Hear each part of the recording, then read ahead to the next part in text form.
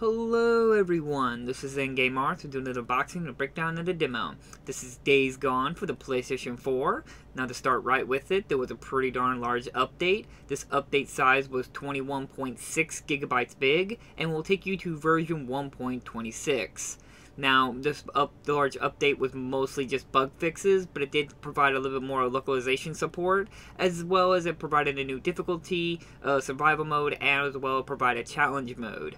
Now, the survival mode is a more advanced difficulty. It makes enemies harder. There's going to be less HUD support, like the mini-map, and some menu interfaces will be removed, as well as you can no longer fast travel. It's just to make the game feel a lot more difficult, with less features to make the game more difficult.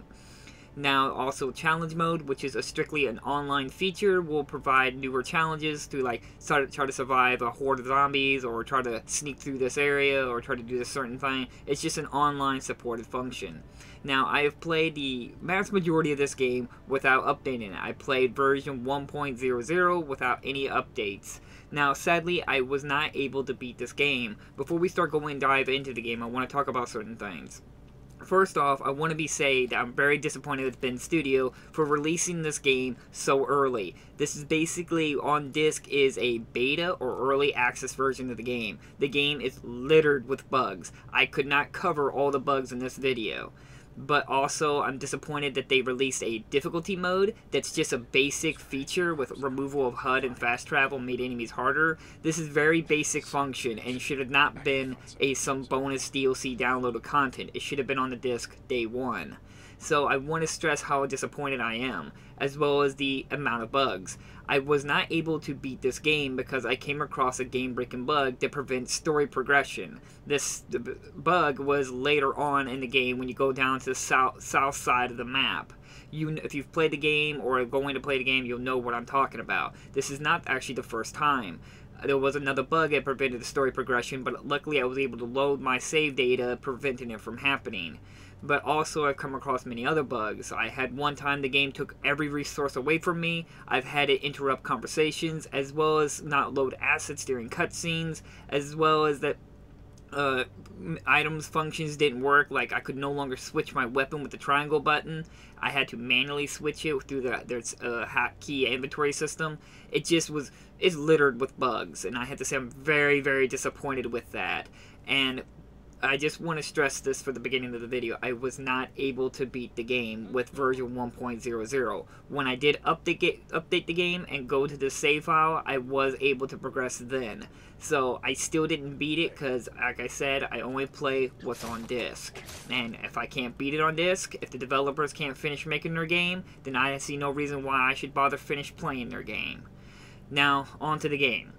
Days Gone is just strictly a generic kind of survival name, open world, post-apocalyptic world. Now, the best parts about Days Gone is really its character interactions, its story writing, as well as character development. This is some of the best I've seen, as well as the graphics and facial animations is some of the best I've ever seen. Now, gameplay is a little rough. It's not the most polished or the smooth or the most intuitive, but it's still there and it does function. It does feel rewarding when you do take on some high challenges. Now, on the higher point of the video, I want to talk about that the game is extremely easy. Even when I first started the game, on the highest difficulty, which was hard before, there's no survival mode since that's an update.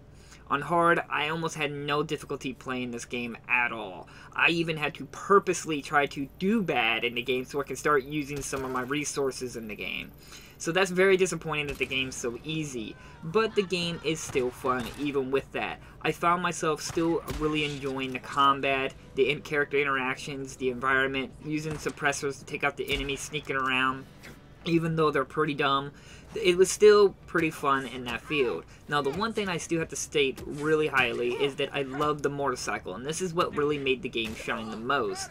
The motorcycle you get in the game is your main transportation around its world. You can upgrade it, it has durability, as well as you need to consider fuel for it. So that's really well done. I think they did a pretty good job with it. Now, I've heard people say they have a hard time finding fuel, which I've played this entire, or play most of the entire game without ever running out of fuel in the game. So I do not know why anybody had a hard time finding fuel.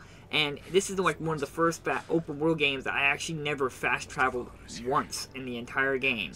And that was really well done because I love riding the motorcycle. I thought they did a great job with it. And I think the biggest problem was that they have fast travel with the motorcycle. See, when you fast travel, you jump to a location, you use up fuel to get to that location fastly. But you do not find fuel along the way. And I think this is what caused people to have hard times with finding fuel because they're fast traveling all the place. I think the game really just should have never had fast travel from the beginning. It's just all about riding that motorcycle, and you can tell they spent a lot of time to make sure that motorcycle played and handled very well, and it's very rewarding every time you ride that motorcycle. I love the motorcycle. Now, like I said, gameplay, nothing really new here. It's your typical over-the-shoulder shooter. It's nothing too amazing. If you've played any of their other Sony AAA games like Uncharted, Last of Us, Horizon Zero Dawn, nothing's new here. And the zombie hordes it has in it is cool. The zombies are kind of generic looking. They're not like as bloody as you would like them to be. They look more like the monsters from I Am Legend zombies than actual like Resident Evil zombies or anything. So it's a little disappointing that they're not as gruesome as you would like them to be.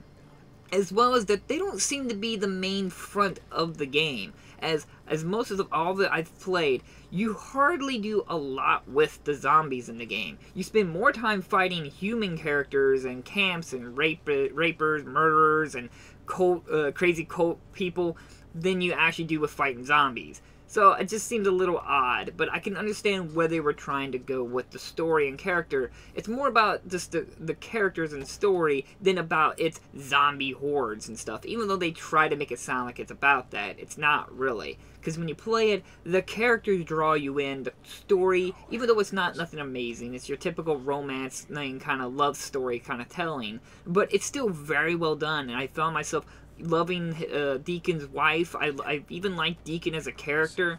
I love Boozer. I love Abby, Iron Mike. All the other characters they had included in the game were just some of the best writing and character development I've seen in the game. I just was loving all the characters in the game. So that was really well done. Now, some of the side quest stuff you can do and everything are not anything special. You find yourself doing the same stuff over and over and over. And it's really not anything new or different. And as well as crafting is pretty much straightforward. You find items, craft items, make some items. But like I said, without the game being truly difficult, I very found myself ever using my resources. As well as I've never really found myself running out of resources. So again, Days Gone is actually a very well made game and it's fun. But sadly, with all the bugs and so forth in the game, it just buying the vanilla version isn't really worth it unless you're for sure you're going to be downloading that large update. But hopefully they will release a complete edition or Game of the Year edition or so forth with everything on disc, which you'll probably have to have 2 discs for it since it's going to be well over 50 gigabytes with the update in the base game. So hopefully that will come down the line, and if that does, then I would highly recommend buying it then. But buying the vanilla version as itself, it's just got too many bugs, it's too much aggravation, and just too much hindrance in the progression of it. Sort of long loading times, frame rate drops, just irritating bugs, just all these other things that prevent the game shining for what it is. Days Gone was actually pretty fun for me. I never found myself bored with it. Even though I found myself doing the same stuff all the time, I still would just love riding my motorcycle to that location, fighting hordes of zombies or just hordes of people. It just never got old for me. But, as I said, it's rough around the edges, and I really wish they delayed the game and waited a few more months, maybe half a year, to polish out a lot of the bugs and release the game with 2 discs like Red Dead Redemption 2 did. So like always, I will leave links down in the description if you're interested in copy. For the most part, I say you don't buy it unless you find out they're going to be a complete edition. Or if you're going to buy it, that you are for sure you're going to be downloading this large 21.6 gigabyte update. Because without it, you could run the risk of spending 30 hours like I did and lose all of your progression. and I have no desire to pick up and go until there's maybe a complete edition down the road. So thank you all for watching. Hit that like and subscribe button if you want to see more videos from me, and I'll see you guys in my next episode. Bye bye. Wait, we need help. She's been wounded. What's wrong with her? Well, she's not. Whatever the hell's going on out there, she's been stabbed. I can't take it anymore. Oh, okay. Listen, O'Brien. If we don't get her to a hospital, she's going to die. There are no more hospitals. Oh, come on. No more hospitals. You got doctors, you got triage, you got a MASH unit. Oh, look, I'm just a grad student, okay? I got volunteered for this. I'm not even supposed to be out here, O'Brien. Okay. Shit. I've only got room for 2 of you, okay? 2. You got room for 2 of You're overweight, okay? I can only take 2 of you, 2.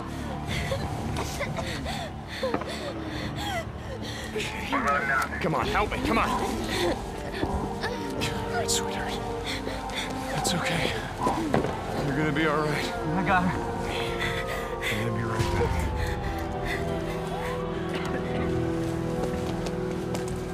Okay, Boozer, let's go. We gotta get on that guy. We gotta get on that ship. I heard what he said. There's only room for 2 on that chopper. Go. Go with her. I'll be okay. Look, I've been through worse shit than this before. You know? Yeah, we have.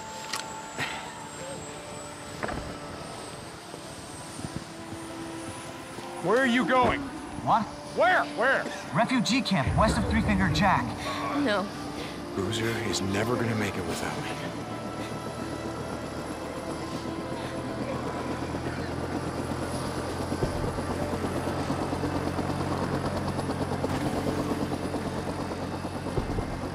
I want this back. You coming?